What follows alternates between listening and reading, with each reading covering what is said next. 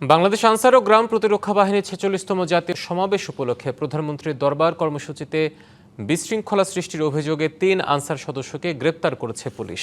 গ্রেপ্তার ৩ জন হলেন গাজীপুর নগরের রায়হান উদ্দিন সরকার, আশরাফুল আলম ও শাকিল আহমেদ। তারা সবাই ইউথ লিডারশিপ কোর্সের প্রশিক্ষণার্থী ও নিজ নিজ এলাকার টিডিপি দলনেতা ছিলেন। এ ঘটনায় গত বৃহস্পতিবার আনসার ও ভিটিপির অ্যাডজুটেন্ট মাসুদ হাসান বাদী হয়ে কালিয়াকৈর থানায় একটি মামলা করেন। এজাহারে বলা হয়, ২০ মে জাতীয় সমাবেশ ও প্রধানমন্ত্রীর দরবার কর্মসূচি বানচাল করার উদ্দেশ্যে একটি বিশেষ চক্র দীর্ঘদিন ধরে সক্রিয় ছিল। অভিযুক্ত ব্যক্তিরা একটি বিশেষ হোয়াটসঅ্যাপ গ্রুপের মাধ্যমে প্রশিক্ষণার্থীদের সঙ্গে নিয়মিত যোগাযোগ রাখতেন।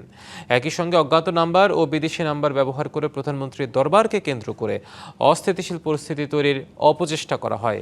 কালিয়াকৈর থানার ভারপ্রাপ্ত কর্মকর্তা জানান, দায় স্বীকার করে ১৬৪ ধারায় জবানবন্দি দেওয়ার পর আদালতের নির্দেশে তাদের কারাগারে পাঠানো হয়েছে। ঈদ আসবে, সাথে ক্যাশব্যাকও আসবে। নিজের বা প্রিয়জনের জন্য কেনাকাটায় এবারও নগদ পেমেন্টে পাচ্ছেন দারুণ ক্যাশব্যাক। তাই যাই কিনুন, পেমেন্ট করুন নগদে।